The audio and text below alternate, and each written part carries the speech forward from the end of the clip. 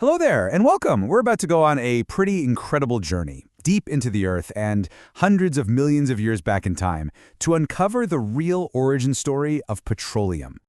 So let's get right to it. Where does oil actually come from?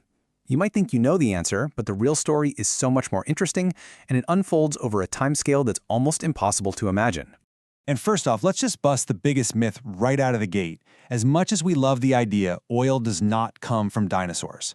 No, the real source is something far, far smaller, much older, and existed in absolutely unimaginable numbers. Our story doesn't begin on land with giant reptiles. It starts in ancient oceans. The real heroes here are trillions upon trillions of tiny marine organisms, plankton and algae, the microscopic life that formed the very bottom of the food chain. Now, for this to work, you needed a very specific recipe. The main ingredient, all that organic matter, had to settle in waters that were anoxic, meaning they had very little oxygen. This was absolutely crucial because it stopped the organic matter from decaying completely. Instead, it got preserved in layers of mud, which eventually became what geologists call a source rock. But here's the thing.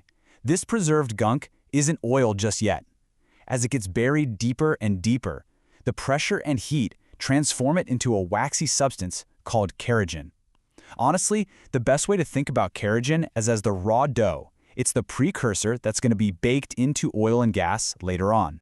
And what's fascinating is that not all kerogen is created equal. The type of dough you start with determines the kind of bread you bake. So kerogen from lake algae gives you waxy crudes. Kerogen from land plants mostly gives you natural gas.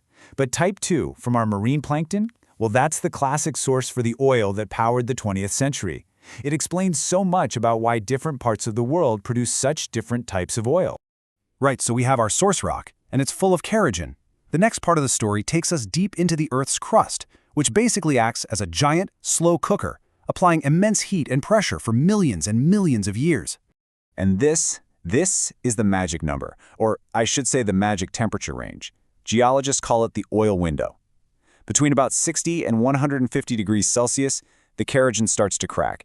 Its big, complex molecules break down into the smaller, lighter chains that make up liquid crude oil. Too cold, nothing happens. Too hot, and you just get gas. It has to be just right. And the time scale for this cooking process is just staggering. The plankton might have lived over 100 million years ago, but the oil itself wasn't even formed until maybe 60 million years ago. It is an incredibly, incredibly slow process, turning ancient life into this energy source that we now use in the blink of an eye. Okay, so the oil is finally cooked. But it doesn't just stay put in the source rock. It's lighter than the water trapped in the rock around it, so it naturally wants to move up.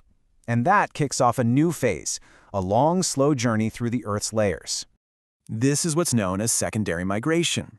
The oil gets squeezed out of its source rock, and, driven by pressure and its own buoyancy, it starts to seep upwards. It travels through more porous rock layers, like sandstone, sometimes for millions of years, just moving and moving until something finally stops it.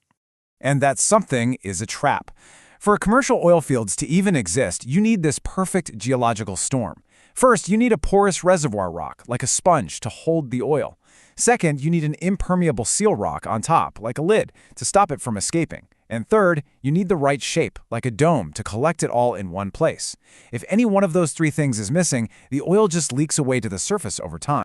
Right, so we've found our oil, it's collected neatly in a trap, but what actually pushes it out of the rock and into a well when we drill down?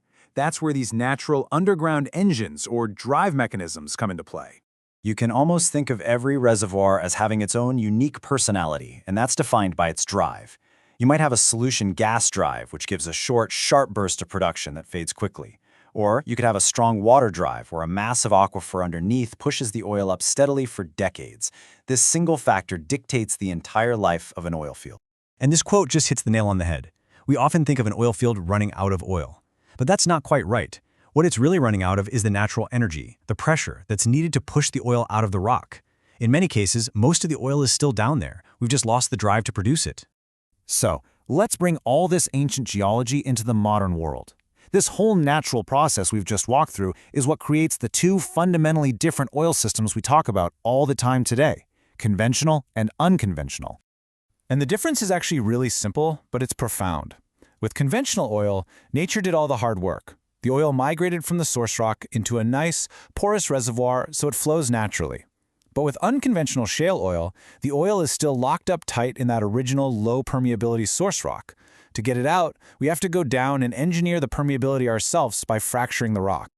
And this is why their economics are polar opposites. Conventional projects are like the tortoise, slow, steady, and built to last for decades. Unconventional shale, on the other hand, is the hare. It's fast and incredibly flexible. Because it relies on constant drilling, producers can ramp supply up or down in a matter of months, completely changing the dynamics of the global market. So we've gone from ancient plankton all the way to modern fracking rigs. After this epic journey through deep time, what's the big takeaway? Why does all of this geology actually matter for understanding energy today? Well, it comes down to this. When it comes to oil, geology is destiny. The quality of a barrel of crude was decided by the type of plankton that died 100 million years ago. Its location was set by where ancient seas used to be. The method we use to extract it depends entirely on the plumbing of the subsurface, and a field's economics are governed by that natural drive mechanism. It's all pre-written by this deep, deep history. So you see, the biography of petroleum, the foundation of our modern world, was written by geology. A story of incredible chance, immense pressure, and unimaginable timescales. And that leaves us with a pretty profound question to think about. What new forces, technological, economic, or societal, are going to write the next chapter in our global energy story?